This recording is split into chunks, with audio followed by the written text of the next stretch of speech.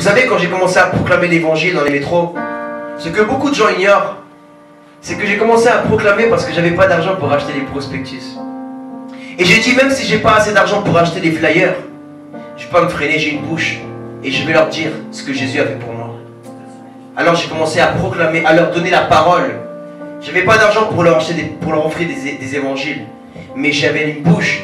Et la Bible dit à Moïse, Dieu a dit à Moïse, celui qui t'a donné la bouche, te donnera les paroles dans ta bouche. Dites-moi, qui a une bouche ici? Moi. Et celui qui vous a donné la bouche, donnera les paroles dans votre bouche, frère et sœur. N'ayez pas peur. N'ayez pas honte de Jésus. Parce que la Bible dit, celui qui aura honte de moi devant les hommes, j'aurai honte de lui devant le Père. Mais celui qui me confessera devant les hommes, je le confesserai devant Dieu mon Père, au jour dernier. Alléluia. Alors, j'aimerais que nous puissions étendre nos mains vers eux, s'il vous plaît. Il y a aussi d'autres personnes, je vais citer. Il y a un frère qui s'appelle Juan David, un Colombien également, avec un frère qui a 15 ans qui s'appelle Christophe. Mais j'ai 15 ans, 16 ans. 16 ans. Un jeune de 16 ans qui s'est engagé pour évangéliser tous les lundis et les jeudis de 20h à 22h. 16 ans. J'aurais aimé avoir ce zèle à 16 ans. Et nous, frères et sœurs, nous devons également, j'admire, parce que c'est une maman. C'est une maman. C'est une épouse. Elle a un mari. Elle a des enfants. Elle a le pasteur d'une église. Mais elle prend le temps pour aller gagner les âmes dans la rue. Parce qu'un berger est celui qui va devant les brebis pour donner l'exemple. Le berger des bergers qui est Jésus-Christ. Il a donné l'exemple, il est parti devant. Avant de dire allez, lui-même il est allé.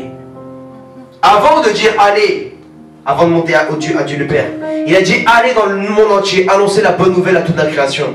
Mais avant que Jésus dise allez, à la fin de l'évangile de Matthieu, il faut voir au début de l'évangile de Matthieu, chapitre 4, quand il a commencé à prêcher tout seul l'évangile, il disait repentez-vous, le royaume des cieux approche.